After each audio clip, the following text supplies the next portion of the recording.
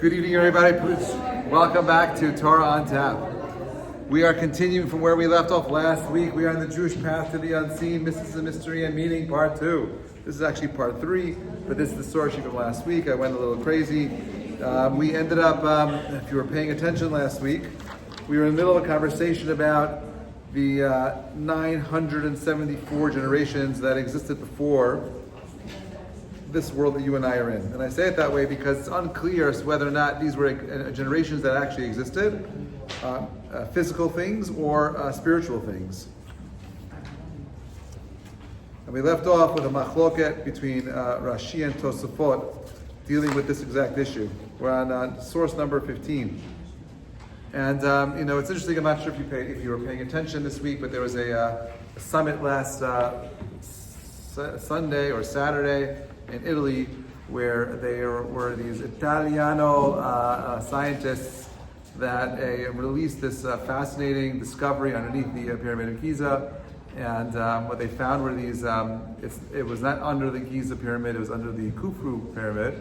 And they found these 5 major structures inside of the pyramid itself. And underneath these structures, they found these 678 meters of these round cylinders. That, by the way, 678 meters is about 2,000 feet, which is more than a mile, down into the earth. They found 8 of these columns underneath the pyramid, and each set of 4 are plugged into a massive 250-foot massive rose granite stone that's empty, and we have no idea what any of this is. Now, the one thing we know is that there's no way the dynastic Egyptians had the technological ability to create 2,000-foot tall columns underground. The mystery continues. It's still unclear what these things are. Although, according to one opinion, as to our conversation, it would seem that it's very possible that there were 974. There were generations before. And and therefore part of this particular new scientific theory, it's not been proven yet. If in fact it is true, you would have to go with 2 possibilities. One is that civilization is way older than we can possibly believe. Right now, historically, we believe that ancient civilization is only 7,000 years old, and you need to have more than a Bronze Age civilization to have the ability to cut stone and move stone that big.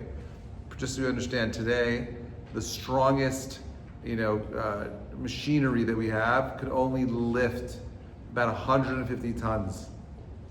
Okay, we don't have the ability of lifting a stone that's 150 tons above 100 feet. We can't do it today. The stones we're talking about in the pyramid are anywhere between 400 and 650 tons. You can't use ramps to push these things up. The ramps would be miles and miles. The ramps themselves would be bigger than the pyramid, right? You can't use manpower. We don't understand how these things. We don't have the ability to make this particular structure today. And as we uncover the mystery, it becomes more and more interesting. So there's 2 possibilities for me. There's 3 possibilities. One is ancient alien theory, that aliens came down and built it for us.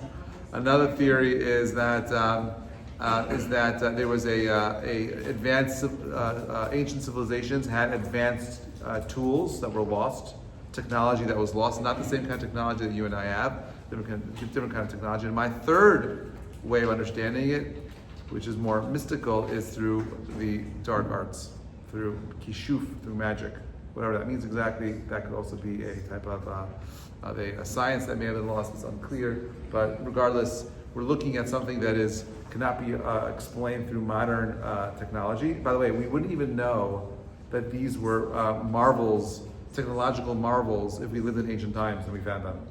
Like if you saw this in these columns, 1,000 years ago, oh, there's columns. But we know now with modern engineering that it's just not possible. With our modern tools, we can't recreate it. So an old person looking at the pyramid, he might come to the conclusion, well, yeah, they just moved stones. The slaves built it. We know now it's impossible.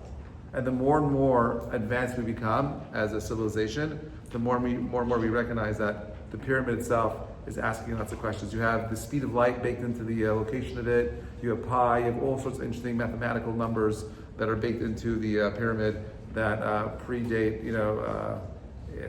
ancient civilization. Where did it come from? How do they know that stuff? Anyway, this is what we're talking about. 974 generations before the creation of the world. Were they real or not? Yeah. Wait. Baruch atah Adonai Eloheinu melech haolam shehakol nihiyah b'dvaro. I can't place the timing, but was this before or after the Tower of... This would have been before the Tower of Babel. But wasn't that also technically a really high tower that would have been very heavy? So Yes. it could be similar? Yeah, no, so it's interesting is that, we're going to do this later. We're going to get to the Tower of Babel. We're going to talk about that. But that's a good point. Remember that according to some, the Tower of Babel wasn't designed to be stationary. Right? Just so you understand that the tower itself was built in a valley using baked stones, not taking stones from a quarry or from the bedrock itself. Now, if you were trying to build a tower that was going to fight God up in the heavens, would you start in a valley or would you start on top of a mountain? Would you take from the material that's already there? Why would you want to create new materials? It's a fascinating conversation, and this is part of his argument that they're trying to do something different, something that maybe the ancient world could not fully understand, and therefore it's written in layman's terms because we want everyone to understand it. But in reality, when you're looking at it with a modern lens, maybe something completely different was happening over there. All right, we're on page number, whatever page number is, we're at source number 15. Rabbi Yehuda Bar Shimon notes, right, that says that the first day of creation says it became evening and it became morning. V'yer v'yiboker yom echad. Pasuk does not say that God announced there shall be an evening and there shall be a morning. These will constitute one day. Instead, it simply states it became evening. This suggests that the procession of time pre-existed creation. How so? Rabbi Abahu explains that this world was not the first world to be created. Rather, God created many worlds, one after another, and destroyed each in succession. He said, I do not like this one, I do not like that one, until he created world upon which he declared, this one pleases me.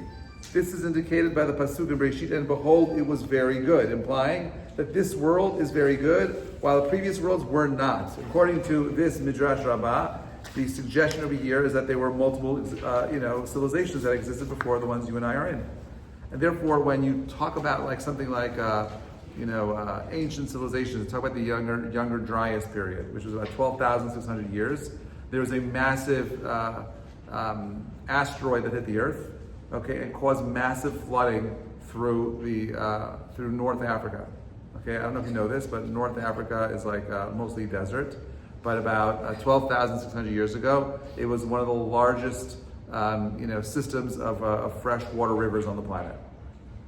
And in one sweeping day, it was all gone. Okay, if you actually look at the end of Africa, right, I guess the western part of Africa, right, we mentioned this last time about the Atlas Mountains, right, the idea that if you look at the eye of the Sahara, right, which is this massive round structure, an eye that looks literally like a big eye from space. Okay, some people say that's where Atlantis was, an ancient civilization that had sophisticated technology that was lost. You see, actually, if you look at the actual satellite images, I wish I could bring in the photos for you and show it to you. Maybe if I ever edit this video, I'll put it in the slides. Right? You'll actually see how the Earth itself looks like massive waves of water, just power washed through it. I don't know if anyone here has ever power washed anything. I actually got myself a power washer many years ago. My wife likes my backyard to be very clean. So there are several settings on a power washer. Water, is strong enough to cut through stone, right? So imagine you had an Atlantic that was violently moving very, very quickly, millions and millions of gallons of water, and it hit the western part of the African coast. What kind of a mark would it leave on the actual continent itself? And you see that you see massive amounts of oceanography, things that you would never find out. For example, did you know they found this massive whale grave in the middle of the desert? Thousands and thousands of whales, just in the desert, in the sand. How do they get there? Where do they come from? It's like a weird thing. You wouldn't think you'd find fish in the desert, right? But you see that on top of the mountains. You find also like sea life. You find like algae that should be in the ocean on top of mountains. How do they get there? There's clearly things happening to the earth itself. Now, according to these opinions, we'll see in a moment, that God created the world and he destroyed them each time with a mabul. This is exactly why the Tower of Babel was created. I'll take it in a second. The Tower of Babel was created because the generation said that this is like in the year 1600, that every 1400 years there's a massive mabul that comes and wipes off the planet. And therefore, according to that midrash, which we'll see in a few moments, that the primary methodology of destruction for the things on the planet was through water. And therefore, when we read Psukim in a moment, we'll see that as well, you'll see how the Torah itself is telling you that there was something here before, right? But it's not telling it to us straight out. It's not being explicit about it. The question is why, and we'll try to see that as well. Yeah? So when you say worlds, Yes. you're talking about Civilizations. So does that mean that the earth is, because when we talk about like Rashid and the creation process, the sun, moon, the stars, the earth and all that, how does that fit into the So there's two separate types of creation stories that are being told. One is a general story about the creation of the universe, and then layered on top of it is another story about generations coming and going. Now remember, there's two ways of understanding it. One is that they're spiritual, right? And the other is that they weren't spiritual. We're talking about physical, these are material places that you and I can touch and feel. Okay, so for example, like Adam in the creation story, Rabbi Soloveitchik calls it Adam 1 and Adam 2.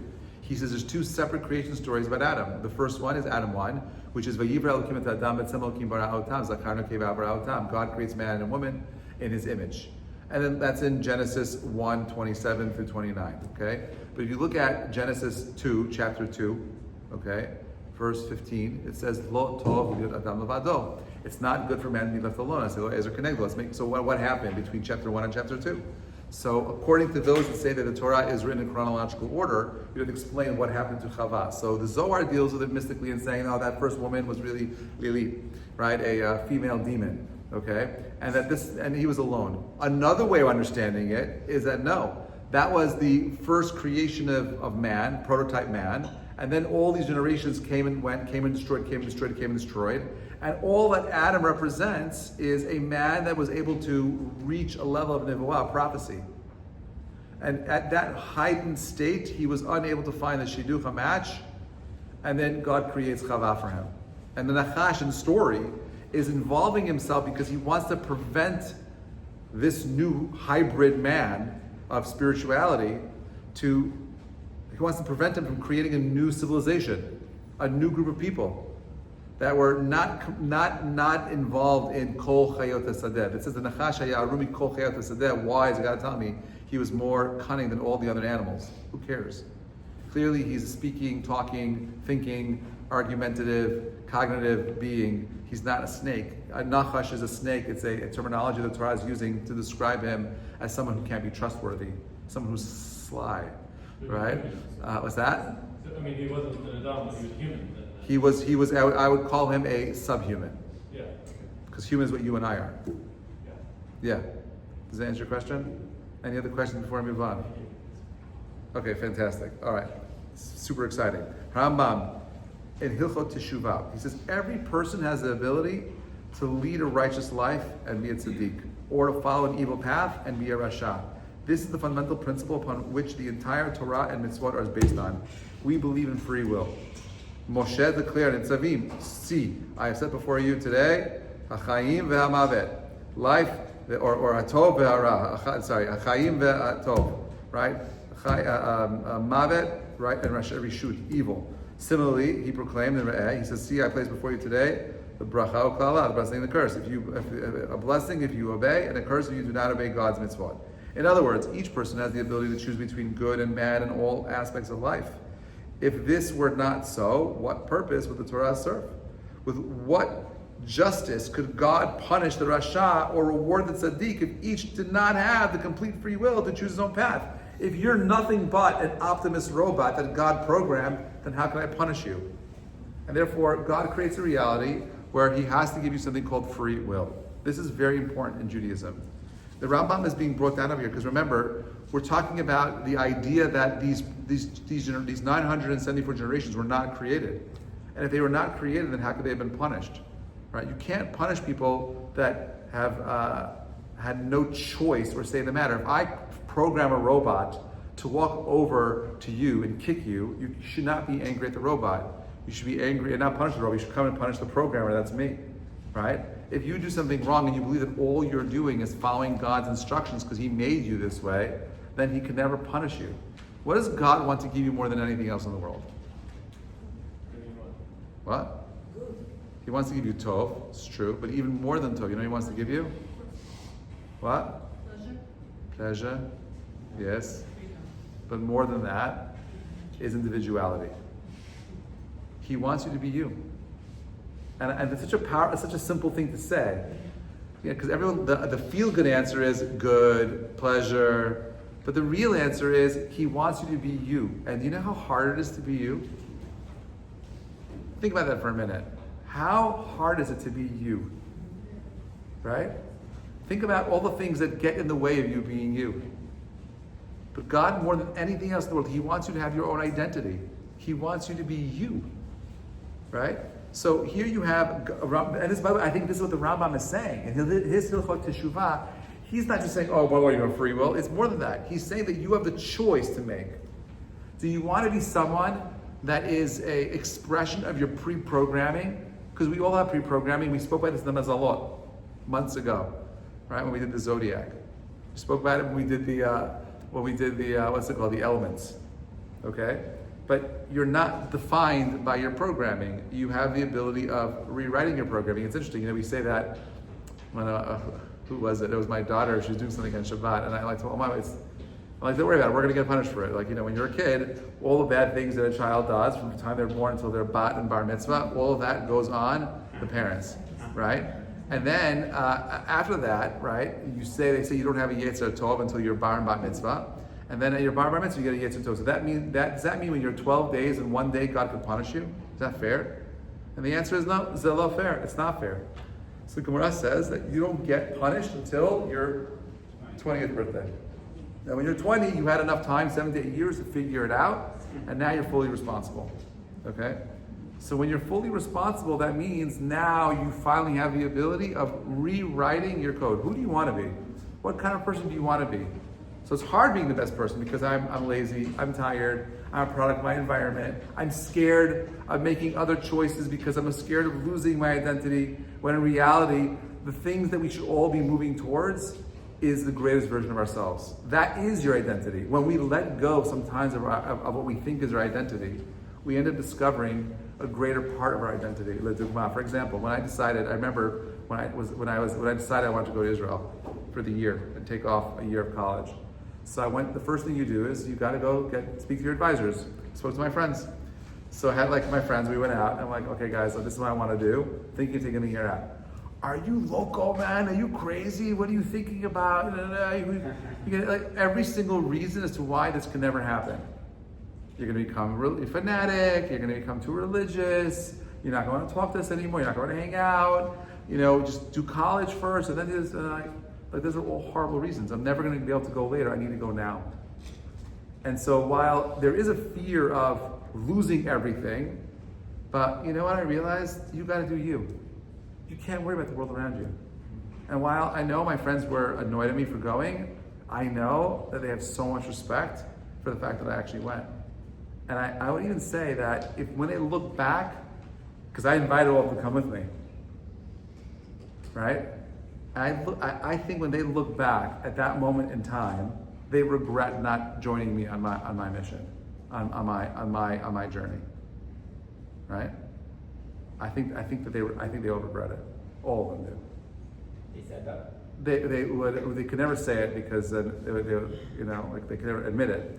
But I could only say that other people have told me that they've said it, but they will never say it to me, right? But who really cares what they say? You're never gonna make everybody happy. You know what you have to make happy? Yourself, right? I invested in myself because of something very clear to me. I knew that if I didn't invest in myself, then I wouldn't be investing in my children. I wouldn't be investing in my community. I wouldn't be investing in the future. And then I had a choice to make. I could have been a doctor, like every other Jewish doctor, gone to school because I wanted to make a lot of money and have good parking, right? But there was no real depth behind what I was really doing. It was meaningless. I wasn't looking to help people. I was looking to make money and have status, right? That was my motivation. It's horrible.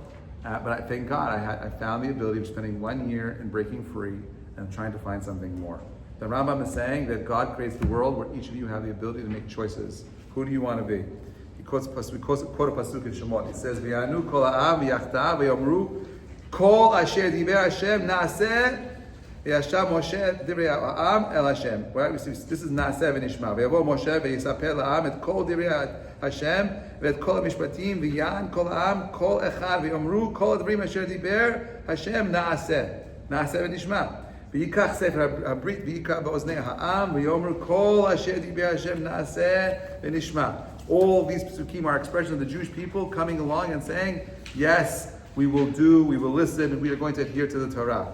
Okay, great. V'yar Elokim et Yaakov od b'vo v'padam naram v'yivarach oto v'yomer lo Elokim shimcha Yaakov lo yikra shimcha od Yaakov ki im Yisrael yeh shimcha yikra shmo Yisrael. The Jewish people, okay, are called Jews because Yaakov wrestles with God. The Gemara in Chulin says the nation was not called Yisrael until they received the Torah at Sinai.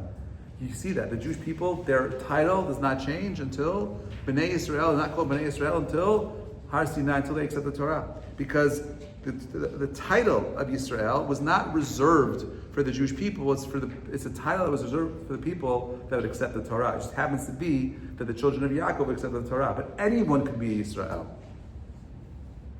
Number 22, God creates this world at the appropriate time, for previously he had built and destroyed multiple worlds as they were unworthy of creation. Midrash Tehillim makes it very clear that God created other worlds, and each world was built upon the cemetery of the world that you and I are in right now. Zohar, God created successive worlds and destroyed them, for they would not uphold the mitzvot of the Torah. God created humanity so they could choose. What's the choice? Choose to accept the rules of becoming the best version of yourself, or this world cannot serve its purpose. The Zohar writes in Bereshit, the Torah writes, that these are the developments of heaven and earth. Whenever a narrative begins with the word alone, ele, like this week's parsha, ele pekudei, it contrasts with that which was mentioned earlier. The pasuk means, these are the developments of tohu, which were mentioned 2 verses earlier. The earth was in a state of tohu. That is, it refers to the worlds that God created and destroyed. Why did God create worlds only to destroy them? Would it not have been better if he had not created them at all? Rather, the world was created for the sake of Torah itself. The pasuk says, "Bereshit bara Elokim et hashamayim v'haaretz," right? V'haaretz haytat tohu u'vohu, v'choshev al pnei ha'tahom, v'ruach Elokim ha'mevet al mayim. As the Spirit of God is hovering over the waters. Okay, great. So, I'll understand, if God created the world, why are you telling me now it's null and void? It can't be null and void if you just said, so which one is it? Do you hear the problem with the pasuk? Did that ever bother you before? I've read the pasuk even 1,000 times, but the pasuk makes no sense there at the beginning. God says in the beginning he created heavens and the earth, right? And then all of a sudden it says, but the earth is null and void. Well, how can it be null and void if he just created the heavens and the earth? What does that mean? And where did the water come from? God's Spirit is hovering on the water, but God never created the water. He just created Shemayim v'aretz. Where she says that the word Shemayim comes from the word Shemayim. It's a conjugation of these 2 words, and that's where you get the water from. But the pasuk doesn't read that. The pasuk just says simply that there was water already there. Okay. Hatzur tamim poalo ki kol derachav mishpat. The rock, whose deeds are perfect. Yeah. God's ways are just. Okay, ve'en aval tzadik v'yashar hu. Faithful God never falls, true and upright indeed. Okay, so this is what it says in the Ramban. Okay, he says as follows. He says there are 7 houses on each of the 7 levels of Gehenom. Each house measures 100 miles in length and 50 in breadth. In each house there are 10 nations, and each nation cries out to its neighbor, "We are here because we refused to accept the Torah. What was your sin?" The neighbor answers, "We were guilty of the same." right? These are the 70 nations that basically all reject the Torah itself. You're familiar with this idea that God came to every single nation, offered them the Torah, and they all said, what's in it? And they all said no. Okay. Bereshit bara Elokim et hashamayim v'ha'aretz. We just did this already. So the word Bereshit, Rashi says, does not simply mean in the beginning, but rather in the beginning of. Oh, that's a different translation. However, translating it this way does not make sense in the sentence. So Rashi explains that the simplest resolution is to imply the word creation, making the verse read, in the beginning of creation, God created the heavens and the earth. Yet, Rashi notes that this was not the chronological order of creation, as specified later in the Torah. The heavens, sky were created on the second day. If this is so, what does this pasuk truly mean? The second pasuk raises further questions. What are tohu and wohu? How can the earth be described as void and nothingness if it exists? It is not nothingness. If it does not exist, then it should not be described at all. What were the depths that were covered in the darkness? What were the waters over which God's Spirit hovered? Should the Torah not have first described the creation of water before mentioning it in the presence? Okay, great, good questions. So the pasuk reads over here, number 29. We have another, 50-something verses to go. We're not going to finish tonight. We're going to try to do as much as we can, but we might have to come back to this. I think next week is Get in the Zone. Is it next week? Yeah, next week, by the way, those of you that don't know, next Monday night, we're going to be doing a Get in the Zone with all the rabbis for Pesach, because Pesach is only 17 days away. Yes? Sorry to Go ahead. Interrupt away. Are we is it normal that when they said no to Hashem, they went to hell? Yeah, of course. Yeah. Because again, remember, it's a machloket. According to one opinion, they went to hell. According to the second opinion, they were actually created and rejected. So, for example, like the generation of Noah, how were they destroyed? Mabul. Then God said no longer bring a Mabul onto the planet. What was wrong with that generation? Right? The generation itself was immoral. But there was a family that was worthy of saving the whole entire planet. Right? So those people lived and they made poor choices and they were wiped away. But other generations, we don't know what that means, that they were there and they rejected the Torah. Does that mean that their actions, that they chose to take certain actions that would result in their destruction? Or is it just a spiritual concept of, yes, no, yes, no? And maybe this is a spiritual punishment and not a physical punishment. Unclear. Yeah. This is only referring to the generation before Noah then, or does it also include? No, this would be these 974 generations are before Adam. Okay. Yeah, but you'll see, by the way, it switches a little bit. It's interesting. If we ever could, I would love to do like a in-depth Torah study group, not with everybody because it just doesn't work with big groups, like a smaller group. Where you actually go through the Pesukim and you go through the Pesukim carefully by the Dor HaFlaga, the Tower of Babel, right? It says that they all spoke one language, right? And they were all moved to the east. And there's some Mefarshim, I think it's a Meshech Chachma, that says that what that moment in time, Tower of Babel was supposed to be, was the unification of humanity to bring down God's Spirit into the world so that He could give the Torah to the humanity. Remember that what does God want us to do? He wants you to be you. How do you become the best version of you? Through His instruction manual, Torah Chaim. So every day that the Torah is not given, God is stressing out, like He's got anxiety, like when are they going to accept the Torah already? I want to give them the Torah. This is the first world out of all the 974 worlds that existed before this world where God gave humanity the Torah. Now think about that for a minute. This is the first time in the history of the universe where God gave mankind the Torah. Where man and God were united on a physical plane, not on a spiritual plane. Okay? A spiritual dimension, not a physical dimension. Okay. Number 29. And God saw how great the human wickedness was. This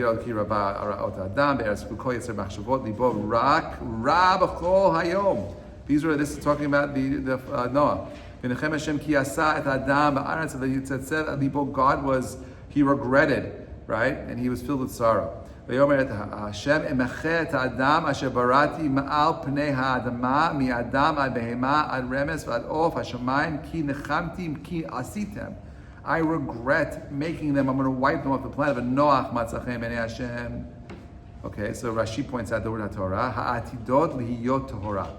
L'Yisrael. Lamanu shelaman Noach HaTorah itself. We see that even Noach had some kind of Torah learning that was happening. This is the Torah of Shem Ever, and so on and so forth. Midrash says, we know that God grants favor to the descendants of the merits of their ancestors. However, He also has kindness for ancestors in the merit of their descendants. As it is written, Noah found favor in God's eyes. Why? Next verse clarifies, these are the descendants of Noah. This teaches that Noah found favor in the merits of his descendants, not because of just what Noah was doing, meaning the schut of saving Noah was the schut of his descendants, Abraham, Yitzhak, and Yaakov, and so on and so forth, and you and I here today. Okay, great. Ketz kol basar ba lifnei ki malah haaretz chamas mipneihem. Hineni machshivitam et haaretz. I'm going to go ahead. I decide to put an end to all flesh on the earth filled with lawlessness. Because of them, I'm about to destroy them with the earth. God's going to wreak havoc. So you see that when mankind does not accept the Torah, not willing to live a life of Torah moral laws, He's willing to wipe out and extinguish all of creation, everything, man, human, child. Maybe this would explain some of the fossils that we see on the earth, parts of different iterations of creation, different times, different time periods of time where different kinds of animals roamed. And it's all gone. Maybe that's one way of understanding. I'm not saying it's the way. I'm not telling you that this is the definitive way of understanding it. I'm just trying to show you how your Chachamim from 2,000 years ago were thinking about our timeline, right? We think about the narrative that we're just born with, right? The world is 7,000. There's cavemen, and then they became hunter-gatherers, and then they started building civilization, and it's changed with farming 7,000 years ago. That narrative no longer works anymore. And it's funny because that narrative is breaking down today in the world of archaeology because of these new findings. And this whole thing with this Khufu pyramid stuff is so cool because it begs the question. So we'll see what happens. Up until now, the Egyptian government does not give us permission to do any digging in and around the area. And supposedly, the theory is that there are supposedly massive caverns underneath the Giza Plateau. And supposedly there's a library there of information that comes from previous generations that are locked away that we have not yet uncovered, right? So imagine finding something older than the Dead Sea Scrolls that come from generations before, telling the same exact story that these rabbis are telling you right now. Okay, understanding the first Pesukim in Bereshit. With this, we can understand the first Pesukim in Bereshit. The Torah proclaims in the beginning of creation, that is the creation of the first of the 9 evil worlds that preceded this one, God created the heavens and the earth. However, as the purpose of creation is Torah, as implied by the word Bereshit, we will not dwell on those previous worlds. Since they refuse the Torah, they are not worthy of discussion. Instead, let us focus on this world, which is the one in which the Torah was accepted. And therefore, according to this understanding, you'd say that you see that there were other generations before us. God doesn't want to talk about them because, like we said over here, you don't talk about a Torah that was rejected. We talk about the Torah that was accepted. When God came to create the world, the earth was in a state of tohu and vohu. The Gemara in Chagiga says tohu is a green line that encircles the entire world and serves as the source of darkness. Vohu refers to the submerged, waterlogged rock in the depths from which the water springs forth. Now, what's interesting is that also this past year, we discovered that there is a massive amount of water in the core of the earth itself. There's more water in the core of the earth than there is actually in the oceans itself. How is that possible? Well, number one is that the water in the core is water that is like in a sponge, like crystal-like state. Now, what's interesting is that if we look, we know the amount of water there's on the planet, we know how much ice there is above land, and we know that if we melted all of that, you'd only get about 150 to 200 feet of water above land. That's not enough water to cover all the mountains on the planet, like the Torah says. So where did all the other water come from? Now we know there's another set of water that was in the earth itself. That's why when we say that there was water coming from the Tehom, from the depths, from below, where's that water? Maybe this is the water we're talking about. By the way, we only know this now. Up until now, my atheist friends would always tell me the story of Noah doesn't make any sense. There's not enough water on the planet to make that story true. And I often said that what about the Tehom? Like what Tehom? There's no water in the core. By the way, there is water in the core. There's more water in the core of the planet than there is on the planet itself, which is crazy to think about that alone. So there is a possibility of the whole entire earth flooding if the waters below are coming above. So Bohu refers to the water that was submerged, clogged. So when the Torah says, "V'aretz tohu vohu," we're not talking about null and void. We're talking about the fact that the world was in a state of waterlogged rocks in the depths. It's not meant to be taken literally. This is the Gemara Chagigah. This is one interpretation of how we understand this pasuk itself. This is what the pasuk says in Job, Eov. He says, "Him who moves mountains without their knowing it, he overturns them in his anger. Who shakes the earth from its place till its pillars quake. Who commands the sun not to shine. Who seals up the stars. Who by himself spread out the heavens and trod on the back of the sea." What does the Midrash say this means? He says the creation of the world can be compared to a public bathhouse with two beautiful mosaics embedded in its floor. As long as the bath is filled with water, the artwork is not visible. But when the water is drained, the mosaics can be fully appreciated. So too, as long as the world was in a state of tohu and vohu, the full work of heaven and earth was not visible. Only when tohu and vohu were removed could the true beauty and structure of creation be revealed. Okay? It's fascinating, not the way I understand the pasuk at all. Midrash Tanchuma says, when God sought to give the Torah, he first offered it to all the nations other than Israel, but they refused it. As a result, he considered returning the world to its original state of water. However, when Israel accepted the Torah, the world was stabilized and allowed to endure. Okay, great. Making more sense now. Man sets his hand against the flinty rock and overturns mountains by the roots. That's Eov. Before the mountains came into being, before you brought forth the earth and the world, you're from eternity to eternity, you are God. These are more and more psukim that talking about God and Him overturning the world and the stones on it as well. This is Ote Or Kisalman Ote Shamayim. This Tehillim Kuf Dalet is Moshe. And Moshe says, you're wrapped in a robe of light.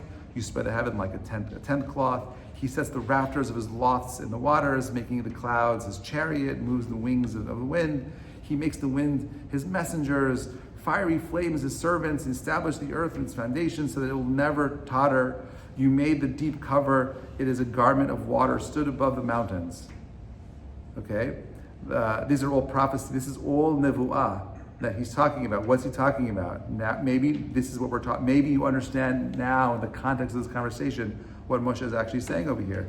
They fled. The water stood above the mountains. They fled your blast, rushed away the sound of your thunder. Mountains rising, valleys sinking to a place you established for them. You set bounds they must not pass, so they never again cover the earth. What on earth is this Tehillim talking about? Do you understand what it's talking about now? Right? Midrash Tanchuma says, with the Torah, God sealed the home, the depths, so that it would not flood the earth. Fascinating. Eov, he says as follows. He says, where were you when I laid the earth's foundation? Speak if you have understanding. Do you know who fixed the dimensions, who measured it with a line onto what were its bases sunk? Who set its cornerstones? When the morning stars sang together and all the divine beings shouted for joy, who closed the sea behind doors when it gushed forth out of the womb? Targum translate the verse as follows. He says, he who closed the sea doors as it emerged from the depths of the Tehom, as from a womb and came out. So you see over here, this is God closing up the Tehom, these other waters, allowing for the world that you and I live in to exist. Mishle, let's see a little bit more.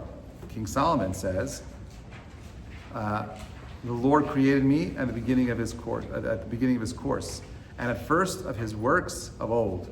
In the distant past I was fashioned. At the beginning of the origin of the earth, there was still no deep when I was brought forth, no spring rich in water. Before the foundations of the mountains were sunk, before the hills I was born. He had not yet made earth and fields, or the world's first clump of clay. I was there when he set heaven into place, when he fixed the horizon upon the deep, when he made the heavens above the firm, and the foundations of the deep gushed forth, when he assigned the sea its limits, so that its waters never transgress his command, when he fixed the foundation of the earth. I was with him as a confidant, a source of delight every day, rejoicing before him at all times. Gemara and Shabbat says, the Torah is referred to as a secret treasure that was hidden for, ready, 974 generations before the world was created. Midrash Tanchuma, the Torah preceded the creation of the world by 2,000 years. This is the right from the Pasuk in Mishleh. We just read it, right? No, it's not there. Okay, but it's the next Pasuk. The Torah was reared by him, and it was his plaything day by day. This suggests that the Torah preceded the creation by 2 days.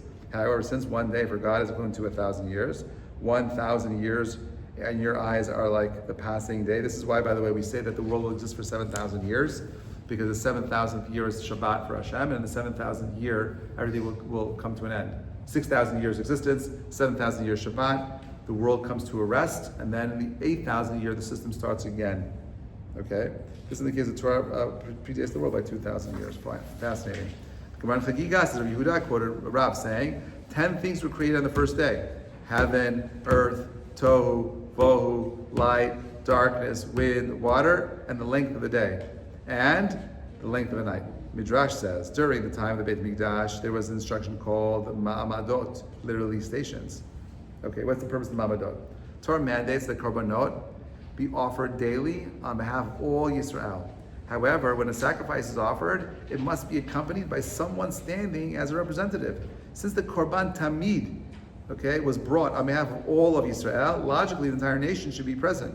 Since this was not feasible, the early prophets established a system of 24 mishmarot, 24 watches, an equal number of mamadot stations to ensure representation.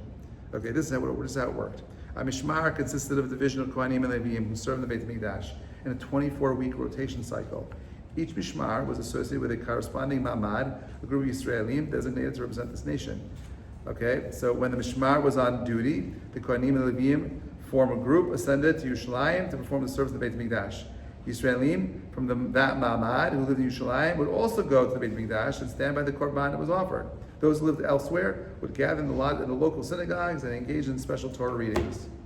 So each day a member of Mamad read a portion of the story of creation from the Torah. Sunday, the first day of creation. Monday, review of Sunday's reading, plus the second day of creation. Tuesday, review of Monday's reading, and so on and so forth until you got to Friday, the full reading of both the 6 and 7 days of creation. This practice ensured that Yisrael was spiritually connected to the Korbanot, reinforcing the idea that the entire world exists through the Torah and its services to Hashem.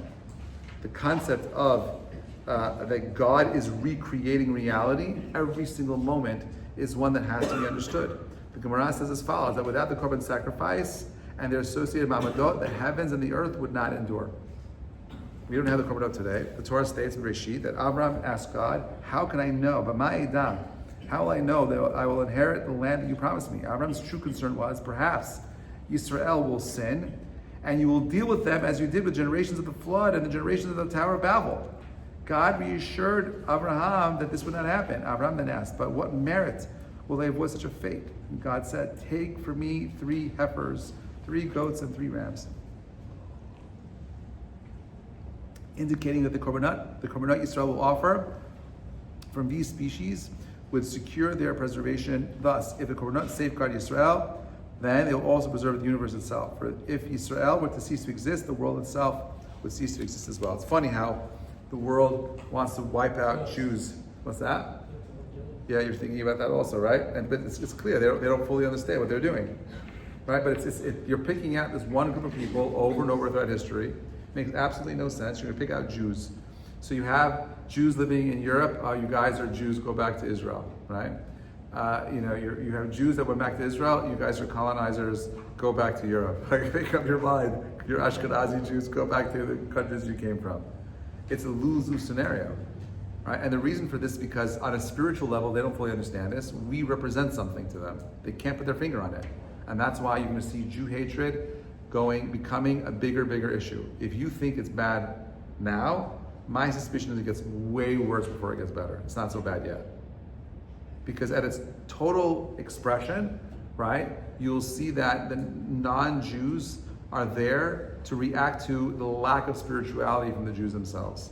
The greatest opposition to Judaism and Zionism today are Jews.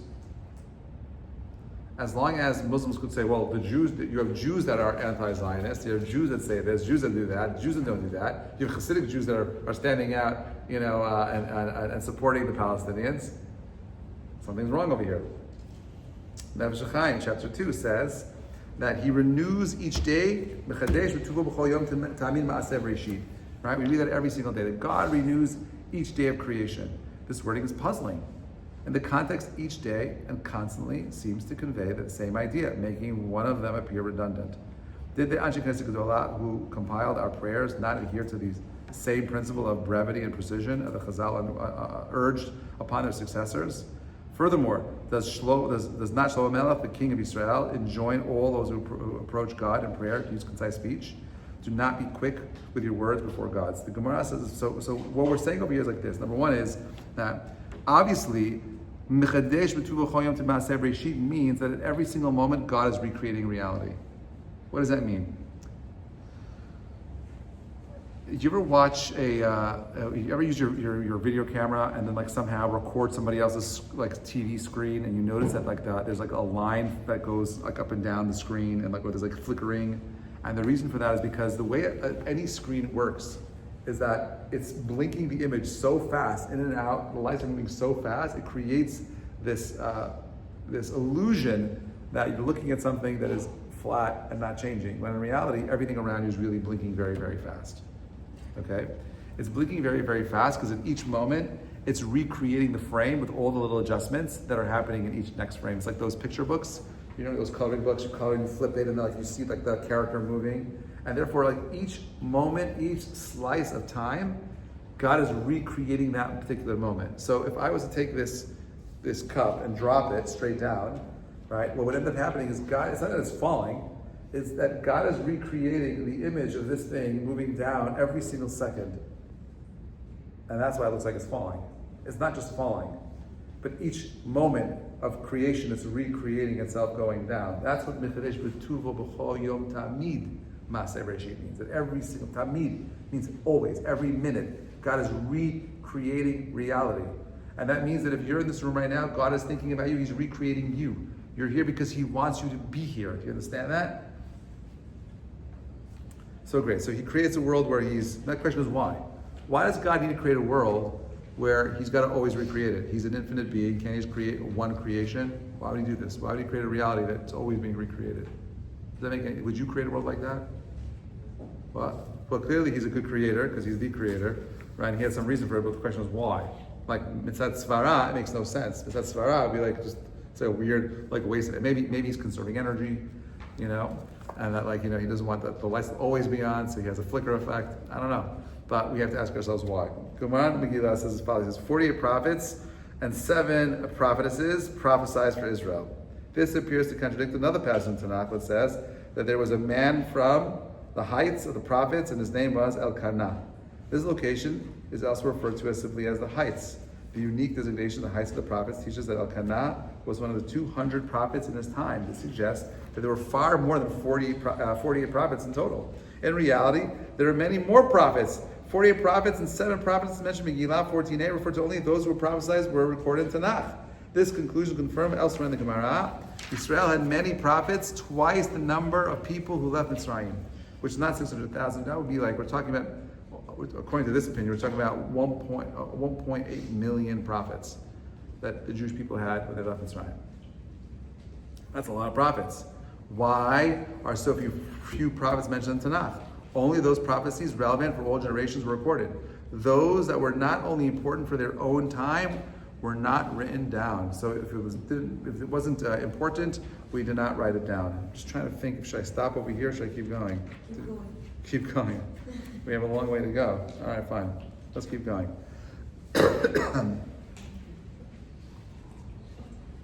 Any questions? Am I going too fast? I'm trying to go a little bit fast. I'm going too fast? No? Okay, fine. All right, Talmud Tanit says as follows. First of all, I want to thank you all for being awake with me for this, because I know it's late, I know it's Monday, it's cold and gross outside. So the fact that you're here and you're semi-awake shows how special you all are. Thank you.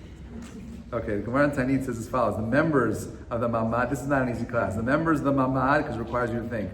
The members of the Mamad prayed that the Korban offered on behalf of Israel would be accepted by God. This is not all the members of the Mishmar, The priestly division could ascend to Yerushalayim. Those who remain in the cities gathered to the synagogue to fast and pray 4 days a week. Monday, they prayed for the safety of the seafarers. Tuesday, they prayed for the safety of the desert travelers. Wednesday, they prayed for the prevention of the fatal croup in children. That was a sickness. Thursday, they prayed for the pregnant women and nursing mothers. For pregnant women, and they would not miscarry. For nursing mothers, they would have sufficient amount of milk. Why was there no fast day on Shabbat, Friday, Shabbat, and Sunday? Friday, they'd have fast because they would not begin Shabbat in distress. Shabbat, fasting is forbidden. Sunday, Rav Shmuel bar Nachmani explained that Sunday is the third day, inclusive since the creation of man. And the third day after the procedure is a most critical for recovery, similar to the post-surgical vulnerabilities. Okay, great. There's another Gemara. Let's explain after this. The Gemara says a virgin's wedding should be held on Wednesday, and the marriage consummated on Wednesday night, the beginning of Thursday, the 5th day of the week. Why? Because the 5th day of creation, the fish were blessed, be fruitful and multiply. That's why we eat sushi. A widow's wedding should be held on Thursday, and the marriage consummated on Thursday night, and the beginning of Friday, the 6th day of the week. Why? Because the 6th day of creation, man was blessed to be fruitful and multiply. So in both cases, we want to make sure that you're connected to this power of Puruvu. What's that? That's another reason. Why so pessimistic? Can we get to talk about divorces over here? We're talking about getting married. Okay. Gemara says, "Veichulu hashamayim haaretz v'kol tzava'am." Right? And God, He created the heavens and all their hosts. Mishnah Avot says that number 55. I'm never making a sheet like this again, bli neder. The world was created through 10 divine pronouncements. Could God not have created with just one? This is, by the way, a similar question to the one before. Why recreate the time every single moment? Couldn't God create the world with just one mamar? Rather, He created with 10.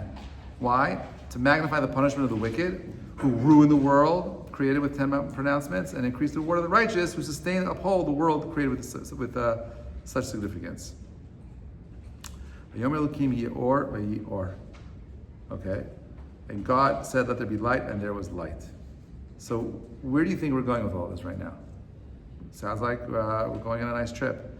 But what we're actually saying over here is that there's something unique about the creation of the world for your sake. The world has to be created this way for so many reasons. Like, I'll give you another example of this. This Saturday night is Rosh Chodesh Nisan, right? It's the beginning of the spring months. There's actually a mitzvah to go out and do Birkat HaIlanot. By the way, ladies, I'm not sure if you know this, but it's a mitzvah for women to do it as well, not just for guys.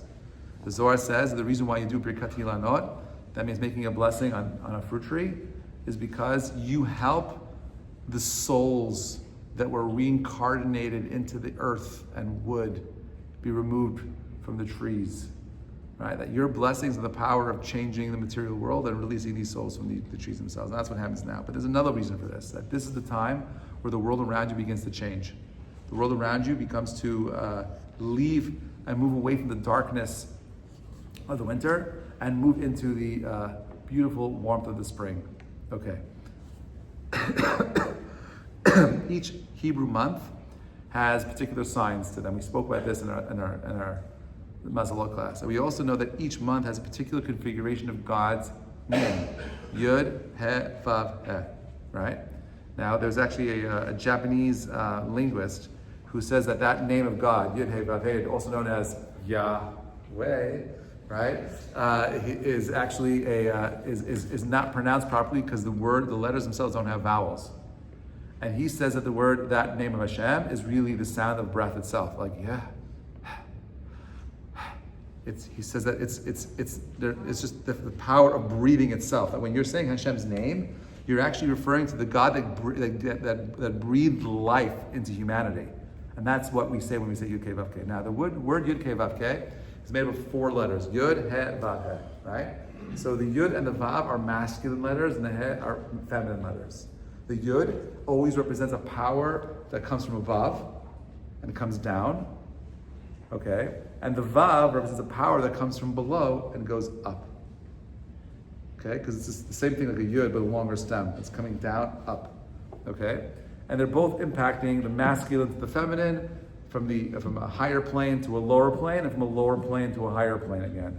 The feminine at the end was the higher plane as well. Okay, and therefore there's this duality. The word he vav he vav he hoveh means what? Being. Now, but creating something that becomes. Okay, yud he vav he means literally bringing something into being. The month for Nisan represents God in this particular form. Yud he vav he. The month that God creates and brings things into reality. And therefore, in the same way that God recreates, in the same way that there's this interesting cyclical understanding of time itself, this month represents, the month of Nisan represents your power to renew yourself, your power to break out of the darkness of the winter, the power to become something more, the power to recognize that in the same way that trees have seasons, people have seasons. Man is like the fruit is like the tree of the field, right? We are similar to the trees, and therefore, if on the physical world down here, the trees themselves are becoming to be reanimated and become alive. That means on a spiritual plane, you also are in the process of budding and blooming. And what's the ultimate question we want to ask ourselves? Well, what do you want to bud and bloom into?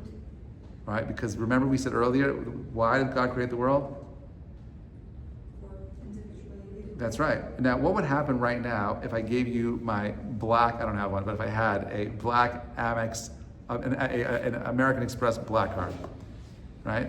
Unlimited, right? No worries, I'll take care of the bill every single month. What would happen if I gave that to you? Would I be helping you or would I be harming you? So the first couple of weeks would be helping me for sure, right? But long term, holding to that card would destroy you. What? Why what? Why you buy Svarim? Yeah, there's only so many Svarim you would buy before you drown in them, yeah? Why? I'll tell you why. Because you would lose all motivation to be you. You'd be stuck in a world of materialism. I'm not saying you shouldn't have nice things. You should have nice things, but you should earn it for yourself. The most embarrassing thing in the world is to be someone who feels like they're entitled. The most embarrassing thing in the world is someone who's still being supported by parents and they're 50 years old, they're still living at home. They never learned how to kind of be their own person. You know, and I'm going to end with this, and we're going to come back to this idea of time next week, or in 2 weeks from now. Yeah, I have a granddaughter who's I have two granddaughters now, but my older granddaughter is just beginning to walk. And you've heard this mashal before, the idea that a child that's walking, right? So the way you start teaching them how to walk is you actually hold their hands, and they look up at you, they're trusting you, and then like you're kind of walking with them. What's that? Rabbi Lawrence, just give us exactly. He's always trying to take something away from my classes. I'm never sharing anything like that. Anyway, okay, so then what did he say? Did he talk about how it's important to let the kid fall? Yeah. All right, I guarantee he didn't say that. Right, that's right. So he says like this. So the idea, okay, which great, I don't explain it. Right, the idea is very simple. Is that when you hold that kid's hand, he or she has all the confidence in the world that nothing bad could happen to them. And then there's a moment when you let go, and that's the moment where the adult says, "I believe in you. I want you to be you." And what happens? The parent or God sometimes has to take a few steps back. So when you feel like you're alone and God's not there with you, you're misreading the whole entire situation. When you feel like you're alone and God's not with you, it's because God believes in you. He wants you to take your next step.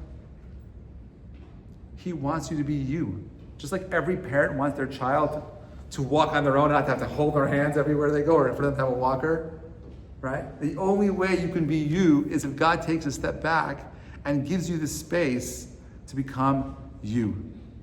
The month of Nisan, this time that we're about to start and move into, is a time where you need to be asking yourselves, who do you want to be? God took a step back. The last few months were hard. But the light is coming forward. The spring is going to break forward. At the end of this week, you're going to see little buds on the trees. And that's a symbol of Techiyat HaMeitim, the resurrection of the dead. The same way that the pirate flag, the crossbone and the skulls, is a symbol of Techiyat HaMeitim. That's our symbol, right? Not just the pirates, but it's a Jewish symbol of resistance and renewal, right? Yes, really. And it is your time to ask yourselves, how much are you willing to resist and renew yourselves to become something more? Bezrat Hashem, next week we're going to come back. In 2 weeks we're going to come back and we're going to go through this Gemara, number 57 in Rosh Hashanah, and go through trying to understand the questions: why did God create the world with Asher Mamarot? Why does He create the world? And we'll try to kind of get some closure as to what were these 974 generations. Why did God create it this particular way, and what do we actually learn from it? Have a great week, everybody. Thank you so much for listening. I apologize for stopping in the middle, but Bezrat Hashem, we walk away with more clarity. Have a great night, everybody.